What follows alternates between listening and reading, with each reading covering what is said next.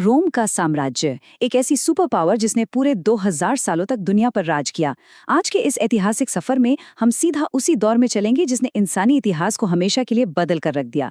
एक छोटे से मामूली ट्रेडिंग सेंटर से लेकर दुनिया की सबसे बड़ी ताकत बनने और फिर ताश के पत्तों की तरह ढह जाने तक की पूरी कहानी।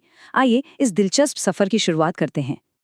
अच्छा, जरा सोचिए, आज की मॉडर्न राजनीति में हम जो शब्द लगभग रोज सुनते हैं, जैसे रिपब्लिक, डिक्टेटर, सेनेट या फिर वीटो, कभी सोचा है कि ये सब आखिर आए कहाँ से? जी हाँ, ये सब रोम की ही देन है।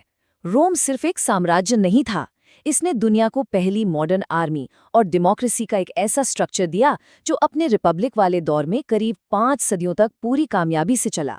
और इनके जबरदस्त स्केल का अंदाजा लगाना हो तो जरा इस आंकड़े पर गौर कीजिए।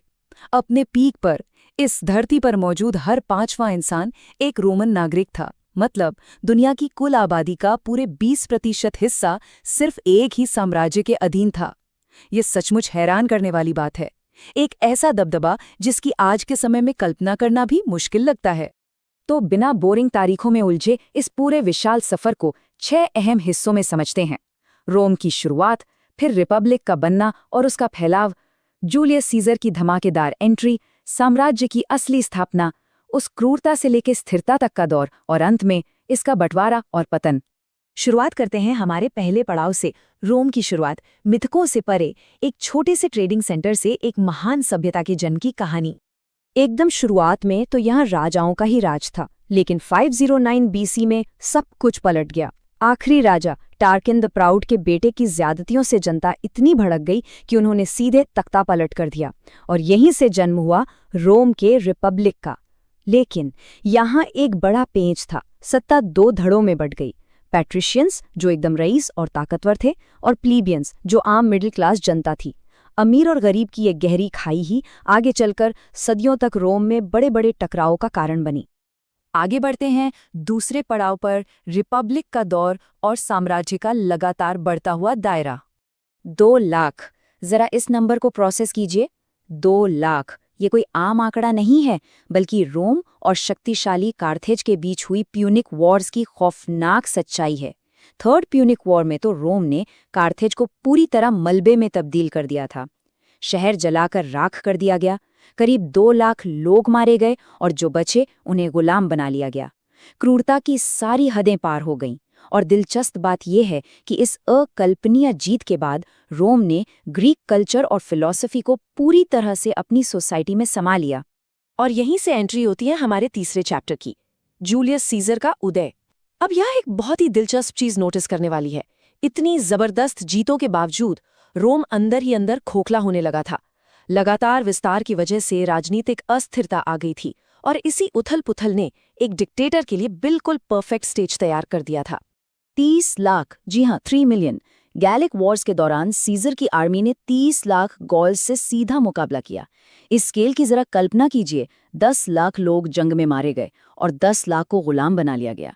इसी खौफनाक कामयाबी ने सीजर को रोम का अल्टीमेट सुपरस्टार बना दिया।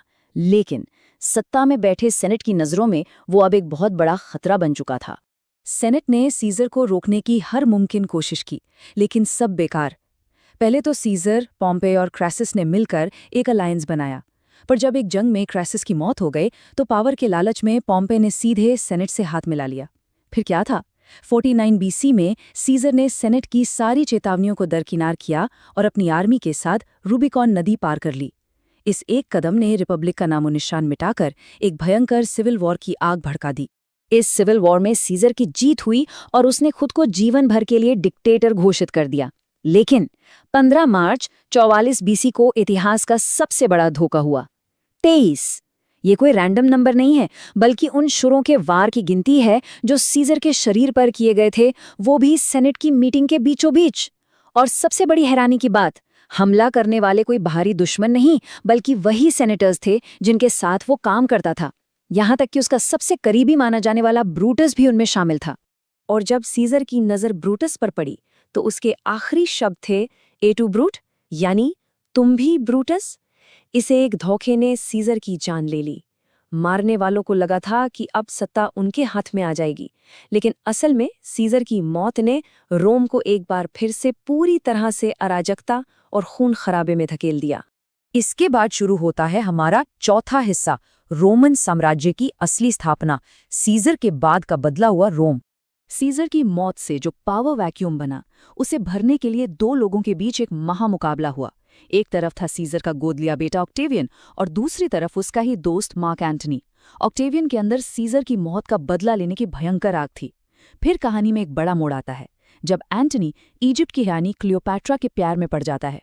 ऑक्टेवियन ने इसे रोम के खिलाफ सीधा सीधा गद्दारी घोषित कर दिया।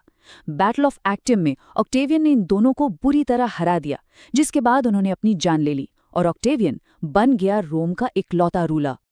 अकेला रूलर बनने के बाद ऑक्टेवियन ने अपना नाम रखा ऑगस्टस और वो रोम का सबसे पहला एम्परर बना। उसके राज में पैक्स रोमाना यानी रोमन पीस का दौर शुरू हुआ, जो पूरे 41 सालों तक चला। ये वो समय था जब दशकों से चली आ रही खूनी जंगें थम गईं और रोम ने अभूतपूर्व शांति देखी। और हाँ, यहाँ एक बहुत ही कमाल का मॉडर्न कनेक्शन भी है। हमारे कैलेंडर का जो अगस्त महीना है, वो सीधे तौर पर इसी एम्परर ऑगस्टस के नाम पर रखा गया है। चलिए अब आगे बढ़ते हैं अपने 5वें हिस्से की तरफ, जहां हम देखेंगे कि कैसे ये शांति जल्द ही क्रूरता और फिर वापस स्थिरता में बदलती है।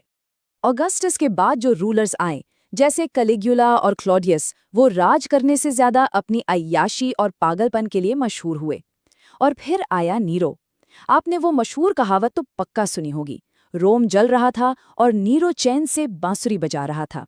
ये कोटेशन आज भी डिक्टेटर्स के लिए बहुत इस्तेमाल होता है। ये दिखाता है कि जब ग्रेट फायर ऑफ रोम में शहर खाक हो रहा था, तब नीरो को अपनी जनता की कोई परवाह ही नहीं थी। पर एक सेकंड रुकिए, असल सच्चाई कुछ और ही है। ऐतिहासिक प्रमाणों के हिसाब से ये एक बहुत बड़ा मिथ है। वायलिन या फिडल जैसा इंस्ट्रूमेंट तो रोम के जलने के पूरे 1000 साल बाद तक इन्वेंट ही नहीं हुआ था। तो हुआ क्या होगा? बहुत मुमकिन है कि नीरो के राजनीतिक दुश्मनों ने उसे बदनाम करने के लिए ये झूठी कहानी गढ़ी हो। ये एक परफेक्ट उदाहरण है कि कैसे इतिहास को विरोधी लोग अपने फायदे के लिए तोड़ मरोड़ देते हैं। 68 एडी में नीरो की आत्महत्या के बाद रोम में ऐसा भूचाल आया जिसे ईयर ऑफ द 4 एम्परर्स कहा जाता है। सिर्फ 1 साल के अंदर गाल्बा, ओथो और विटिलियस जैसे लीडर्स सत्ता में आए और बेरहमी से मार दिए गए। अंत में दिसंबर 69 एडी में वेस्पेशियन ने आकर कंट्रोल लिया, इस खून खराबे को रोका और एक ऐसी विशाल इमारत का निर्माण शुरू करवाया जिसे आज पूरी दुनिया जानती है, महान कोलोसियम। वेस्पेशियन के बाद शुरू हुआ the era of the good emperors. Treason ने साम्राज्य को इतना फैलाया कि वो अपने सबसे चरम आकार पर पहुंच गया।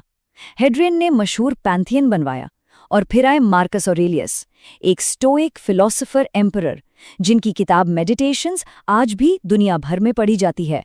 यह स्थिरता और फिलॉसफी का एकदम सुनहरा दौर था, जो तब खत्म हो गया जब ऑरेलियस के बेटे कमोडस ने सत्ता संभाली और अपने गैर जिम्मेदार रवैये से सब कुछ बर्बाद कर दिया। और अब हम पहुंचते हैं अपने छठे और आखिरी पड़ाव पर, साम्राज्य का बंटवारा और उसका पतन। वो मोड़ जहां से रोम का अंत लिखा जाने लगा। कमोडस के बाद अगले 100 सालों तक रोम एक ऐसे भयंकर संकट से गुजरा जहां 25 से भी ज्यादा एम्परर्स की हत्या कर दी गई। इस डूबते हुए जहाज को बचाने के लिए 285 एडी में डायोक्लिशियन ने एक कड़क फैसला लिया और पूरे साम्राज्य को वेस्टर्न और ईस्टर्न इन 2 हिस्सों में बांट दिया। बाद में एम्परर कॉन्स्टेंटाइन ने सत्ता संभाली और कुछ ऐसा किया जिसने इतिहास बदल दिया। उन्होंने क्रिश्चियनिटी को रोम का ऑफिशियल रिलीजन बना दिया, जिससे साम्राज्य की धार्मिक पहचान हमेशा के लिए बदल गई। लेकिन ये बंटवारा लंबे समय तक काम नहीं आया। दोनों हिस्सों में जमीन आसमान का फर्क आ गया था। एक तरफ था बिजेंटाइन ईस्ट, जो ग्रीक बोलता था, बेहद अमीर था और जिसके किले अभेद्य थे। वहीं दूसरी तरफ वेस्टर्न रोमन एम्पायर, लैटिन बोलता था, भयंकर आर्थिक संकट में था और अंदर ही अंदर ढहरा रहा था। गॉथ्स और वैंडल्स जैसे बाहरी हमलावरों ने इस कमजोरी को तुरंत भांप लिया और वेस्टर्न हिस्से को सच में राख में मिला दिया। और आखिरकार 476 एडी में वेस्टर्न रोमन एम्पायर पूरी तरह से ढह गया। अब जरा एक अजीब इत्तेफाक देखिए। रोम के सबसे पहले राजा, इसके संस्थापक का नाम क्या था?